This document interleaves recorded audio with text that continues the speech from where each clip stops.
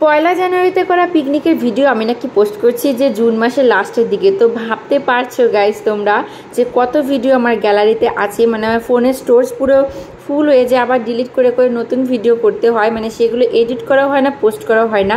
এই হচ্ছে আমার বর্তমান দশা, মানে 1 থেকে 1.5 বছর আগের ভিডিও এখনও পর্যন্ত আমার ফোনের গ্যালারিতে আছে, যেগুলো আমি এডিট করে এখনও পোস্ট করা হয়নি। তো যাই হোক, পয়লা জানুয়ারিতে আমাদের করা পিকনিকের ভিডিও তোমাদের সঙ্গে আজকে আমি শেয়ার করবো। ফার্স্ট থেকে লাস্ট পর্যন্ত তোমরা কিন্তু স্কিপ না করে পুরো ভিডিওটা দেখবে অ্যান্ড কমেন্ট করবে কেমন লাগলো সেইটা। Hello everyone, good morning, welcome back to my channel funnest daily lifestyle. কেমন আছো তোমরা সবাই? আশা করছি তোমরা সবাই খুব ভালো আছো আর আমিও খুব ভালো আছি। অনেকদিন ধরে তোমাদের সাথে কোনো ব্লগ শেয়ার করা হয় না। তো আজকে দেখো 2024 পিকনিক, মানে প্রত্যেক বছর আমাদের ফ্যামিলি সবাই নিয়ে পিকনিক করা হয়। তো আমার পিসি বাড়ি, দাদা বাড়ি, আমাদের বাড়ি, দিদি বাড়ি সবাই। তো এই বছরে সেই রকম পিকনিক হচ্ছে। মাঝখানে একটা বছর গ্যাপ চলে গেছিলো, যেহেতু আমি ছিলাম না, আর তার আগে তো আমি ব্লগ করতাম না, তোমাদের সাথে শেয়ার করা হয়নি। তো চলো আজকে সকালে আমরা চলে এসেছি দিদি বাড়িতে ছাদে, আমরা সবাই পিকনিক করব। তোমাদের সবটা একবার দেখিয়ে দিই কে কে আপাতত চলে এসেছি। আর আজকে পুরো পিকনিকের ব্লগটা তোমাদের সাথে শেয়ার করব। তোমরা কে কে এবছর পিকনিক করেছো কমেন্ট করে কিন্তু অবশ্যই জানিও। তো প্রতি বছর না, এই বছরও কিন্তু আমরা পিকনিক করেছিলাম। আর পিকনিকের দিন ভোরবেলায় প্রতি বছর কিন্তু আমাদের বাড়িতে পিকনিক করা হয়, মানে আমার বাপের বাড়িতে। তো আমরা পুরো ফ্যামিলি মিলে, আমার পিসি বাড়ি, দাদা বাড়ি, দিদি, তারপর হচ্ছে মানে আমরা, আর এবছর তো নতুন হচ্ছে, মানে এর মধ্যে যোগ হয়েছে আমার শ্বশুর বাড়ি। যেহেতু আমি ছিলাম এখানে আর কাছাকাছি যেহেতু বাড়ি, তো তাদেরকেও কিন্তু নিয়ে নিয়েছিলাম। তারা আস্তে আস্তে অনেকটা লেট করেছিল। সকালে সবার ব্রেকফাস্ট খাওয়া দাওয়ার পরে মোটামুটি আমার শাশুড়ি এসেছিল, আর শ্বশুর আস্তে আস্তে সন্ধে হয়ে যাবে বলে কষ্ট করে তাকে আর আসতে হয়নি, তার জন্য দিয়ে দেওয়া হয়েছিল। সেটা তোমরা ভিডিওতে দেখতেই পাবে। তো চলো, সেগুলো আমি এখন আর বলছি না, তোমরা সেগুলো দেখতেই পাবে। তো দেখতে পাচ্ছ যে এখানে হচ্ছে ফার্স্টে ব্রেকফাস্টে যে মেনু ছিল আমাদের, সেগুলো রান্না করা হচ্ছিল। যে প্রত্যেক বছর কিন্তু আমাদের ব্রেকফাস্ট হয় না, এই বছর আমাদের ব্রেকফাস্ট করেছিল, কেননা দিদি বাড়িতে যেহেতু গেছিলাম, তো সেখানে সবাই সকালবেলা চলে গেছিলাম খাওয়া দাওয়া করে, সেখান থেকে দুপুরে রান্নাবান্না করে একবারে রাতের বেলা সবাই বাড়িতে এসেছি। তো সকালবেলায় কিন্তু সবার মানে খাবারের মেনুতে ছিল ব্রেকফাস্টে চিলি চিকেন আর ছিল লুচি।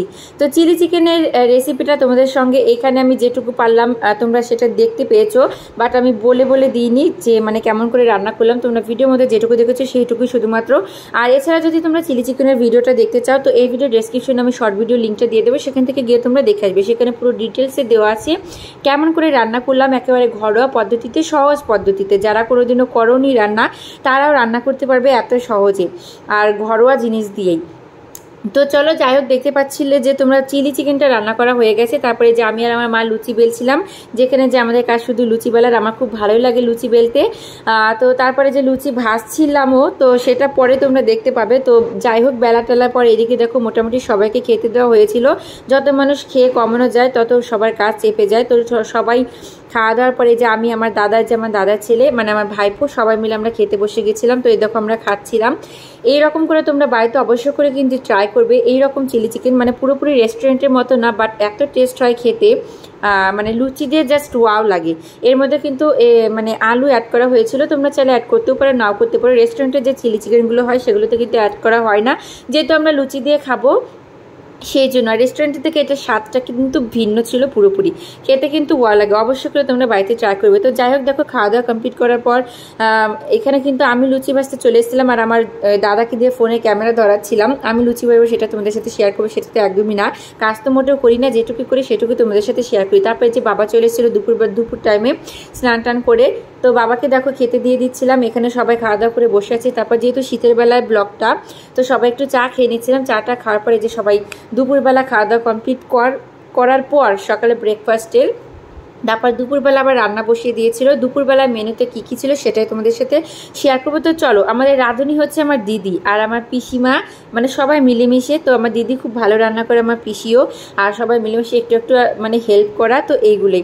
যাই হোক, এই দেখো আমার দিদি কিন্তু রান্নাবান্না করা হয়ে গেছে, আর এই যে পিসি ভাতটা নামিয়ে নিল। তো আমাদের মেনুতে ছিল সাদা ভাত, ভেজ ডাল, আর হচ্ছে গাজর আলু টালু দিয়ে একটা ভাজি ছিল।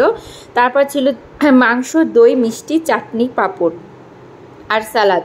তো এইগুলোই ছিল আমাদের পিকনিকের মেনু এবছরে। প্রত্যেক বছর আমাদের বিরিয়ানি দিয়ে করা হয়, বা কোনো ওই সেই সাদা ঝরঝরে পোলাও দিয়ে, মাংস দিয়ে এরকম কিছু করা হয়। তো এইবার সবাই বলছিল যে না, প্লেন ভাত করা হোক আর তার সাথে 2-3 পদের আইটেম রাখা হোক।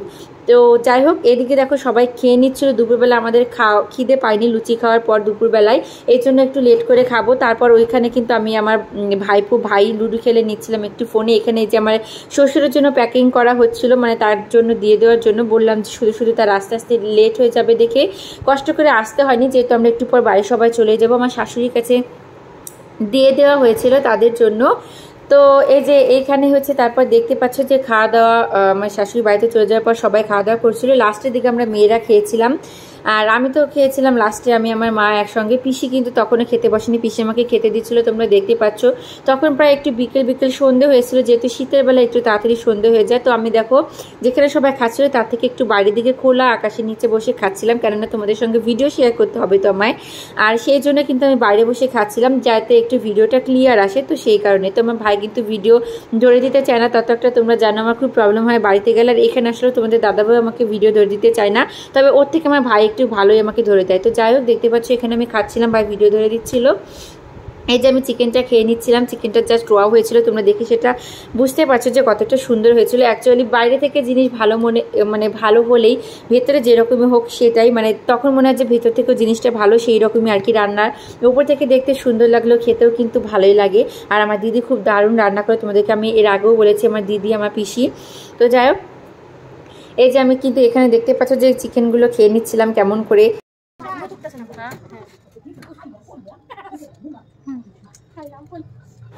চিকেন খাওয়ার পরে যে লাস্ট পাতে একটা মিষ্টি নিয়েছিলাম, গুড়ের রসগোল্লা, সবার পাতে দুটো করেছিল, একটা খেয়েছিলাম, একটা আমি পরে খাবো বলে আর খাইনি, তো রেখে দিয়েছি যে পরে খাবো, কিন্তু পরে আর খাওয়াইনি। তারপরে এই যে এখানে দেখো আমরা মানে একটু সন্ধ্যেবেলা আমাদের ফ্যামিলির আড্ডা বসছিল। আর আজকে এই ভিডিওটা এটুকু, তোমাদের কেমন লাগলো জানিও।